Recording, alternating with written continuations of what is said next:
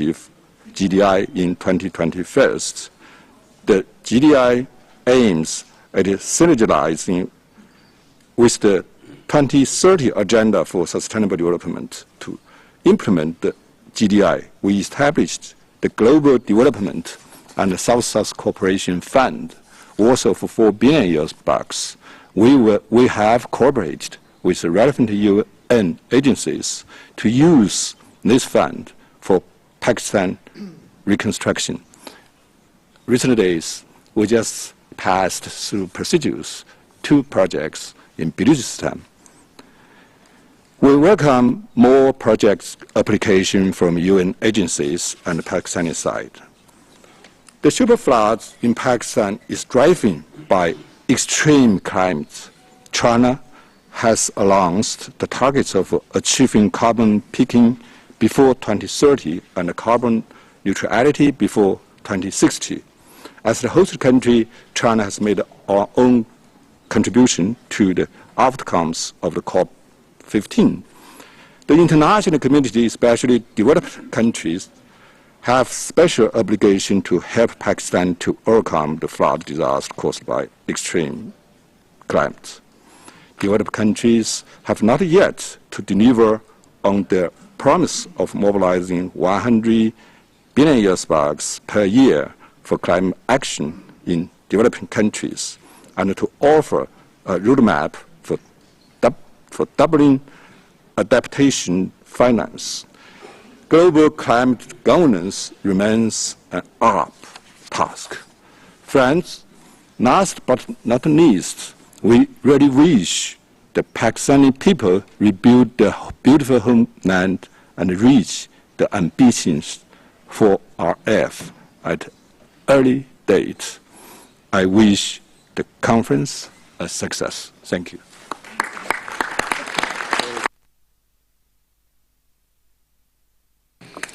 I thank His Excellency Ambassador Liu for the announcement on behalf of the People's Republic of China. And it is now my pleasure to invite His Excellency Mr. Andrew Mitchell, Minister of State in the Foreign, Commonwealth and Development Office. Minister, welcome.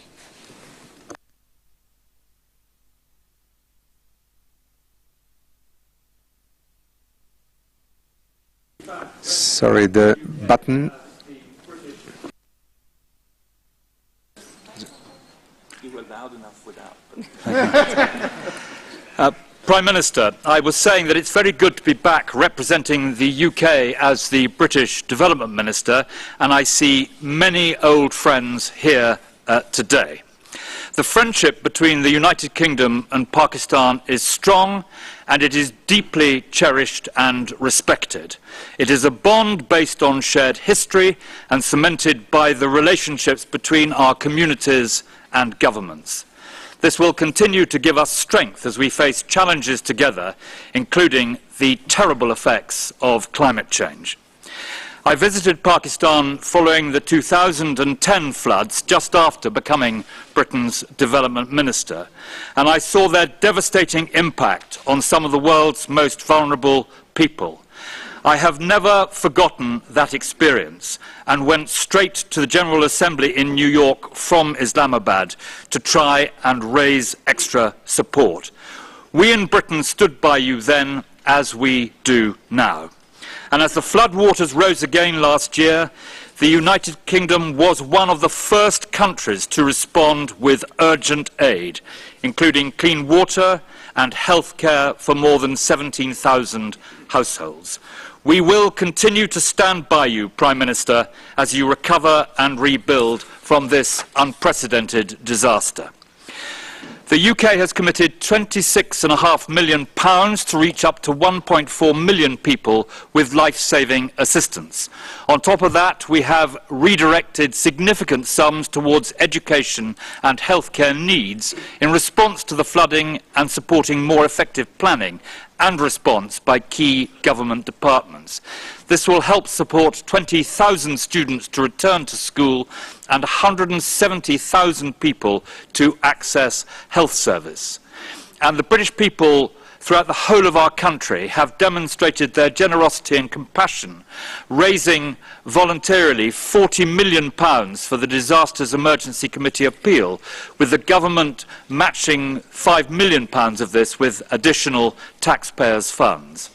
I have seen firsthand the fundraising efforts across the UK and the British Pakistani diaspora have been particularly generous, as I've seen as a Member of Parliament in the Birmingham area, where the Pakistani community is so well represented and makes such a significant contribution to our national life.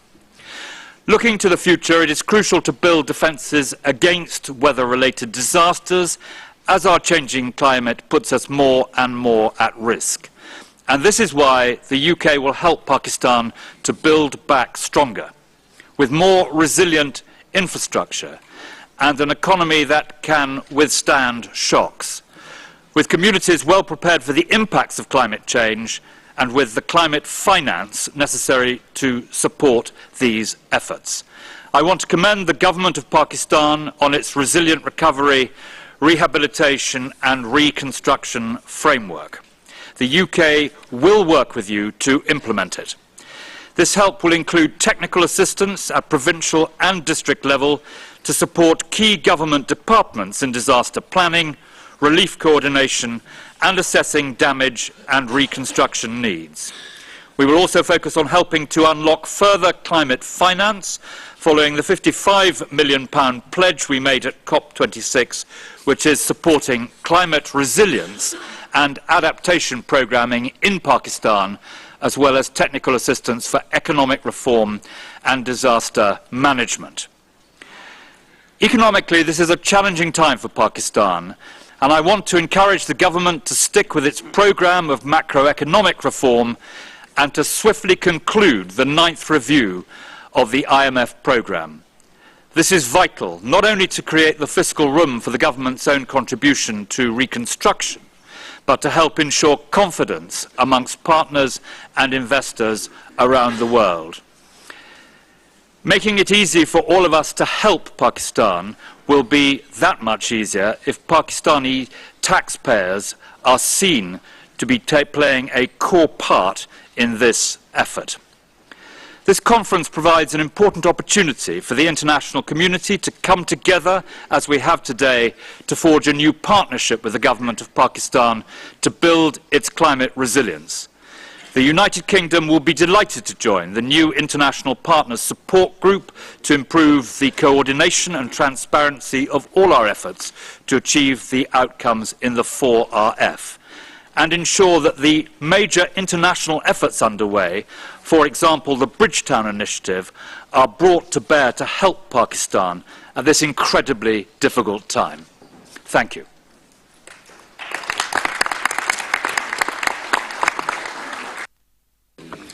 I thank the State Minister of the United Kingdom and have the pleasure to now invite His Excellency. Sorry? I will just leave because I have another point. Yes, no, Prime Minister, you are honoring us by even being here, and we will welcome you back later. Thank you. So, Prime Minister has just excused himself for a bilateral meeting. It is my pleasure to now invite His Excellency Mr. Akimoto Masatoshi, Parliamentary Vice Minister for Foreign Affairs of Japan.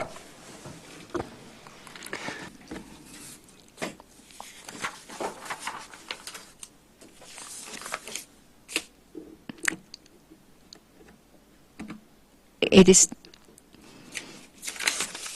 despairing to know that more than 1/3 of the over 1,700 people who lost their lives were children who represented part of the blossoming generation supporting the future of Pakistan.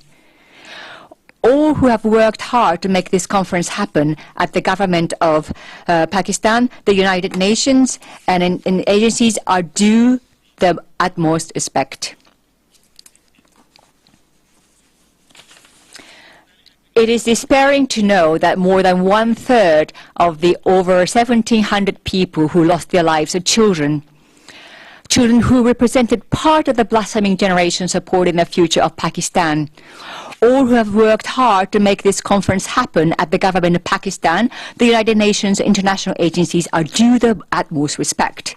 As part of the combined effort, the Japanese government intends to closely collaborate with Pakistan and the international community so that the victims of this disaster can return to their normal lives as soon as possible. Chairman, since the awareness of the devastating floods, Japan extended assistance to Pakistan with the best intentions from the perspective of human security to help the people in Pakistan respond and strive to recover as timely as possible. As a first overture, Japan donated 700 tents and 330 rolls of tarp as part of emergency relief package by the Japanese International Cooperation Agency. Further, an emergency grant of $7 million was provided along with food, shelter, non-food items such as mats and blankets, while assisting in the areas of public health, water and sanitation through affiliated international agencies. Next, Japan provided approximately $1.5 of government funding through Japanese NGOs and helped the victims of the flood access water, sanitation, food and sustenance. Added assistance took place during the coordination stage, providing needs as part of the post-disaster needs assessment. Japan International Cooperation Agency experts on river management and disaster mitigation participated and shared Japan's knowledge and experience on the subject. Japan deployed and provided assistance by combining financial, material and human resources during the emergency phase and continues to do so. Chairman, as a committed member and friend of the Asian region, Japan intends to continue to help with the recovery and further development of Pakistan while working to support those of Pakistan who have suffered as a result of the destruction caused by the disastrous flood. Providing Japan's domestic procedures are cleared as our country's specific measures require, I express Japan's intention to provide additional assistance of about $77 million during the recovery stage through 2023 and beyond on the basis of Pakistan's importance and priorities set by the PDNA. The assistance will include but not be limited to the considered essential areas needed for Pakistan's recovery, including disaster mitigation, public health, medicine and agriculture. Under the motto Build Back Better, Japan is implementing the technical assistance project to help Pakistan update its national disaster mitigation plan by providing meteorological radar facilities, and support the revision and renewal of Pakistan disaster management plan as needed. Following the devastating flooding and the PDN assessment, Japan adapted the capability for implementing beneficial projects for effective management of Pakistan's river embankments. This assistance provides transfer of technical know-how for risk analysis for diagnosing the risk of embankment collapse as part of Pakistan's river management program. This will enable Pakistan to strengthen its river embankments management program and contribute to reducing damage if future floods were to occur. Japan plans to continue to offer support in cooperation with the people of Pakistan for the prevention of future disasters. In reference to the subject of public health, which includes maternity well-being, Japan will continue its long history of assisting Pakistan with improving the lives of the people of Pakistan. Assisting with the public health covers not only the essential infrastructure, such as health facilities, but also the ongoing fight to eliminate the infectious disease polio, while providing the capacity for Pakistan to build a strong network of professionals. Japan intends to offer field-oriented actions to promote public health in the disaster-stricken areas and help with water provision and sanitation, which are essential for public health. Looking to the future, Japan believes it is important to give support to Pakistan's agriculture industry, which is significant to the country's well-being and one with which many people are engaged. Japan has similarly been extending assistance to agriculture product development and related topics such as irrigation and animal husbandry. Japan plans to support early implementation of projects such as agriculture advisors against climate change and resilience and livelihood improvement of small-sized farmers in the Sindh province, providing experts and cooperating with international agencies for the recovery of Pakistan's agriculture, livestock and sector.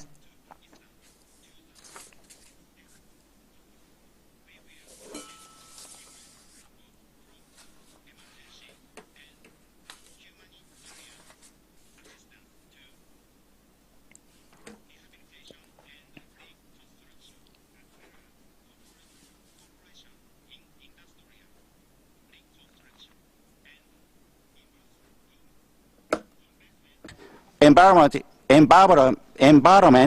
development from a mid- and long-term perspective. ありがとうございました。Thank you. I thank you.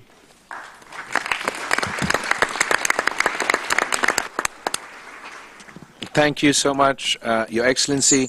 Before I invite the next speaker, I just want to note that we have more than 30 more speakers, and we would like to accommodate all speakers, but in order to do so, I would request that speakers be kind enough to deliver as concise remarks as possible. I would now like to invite Her Excellency, the Deputy Administrator of USAID.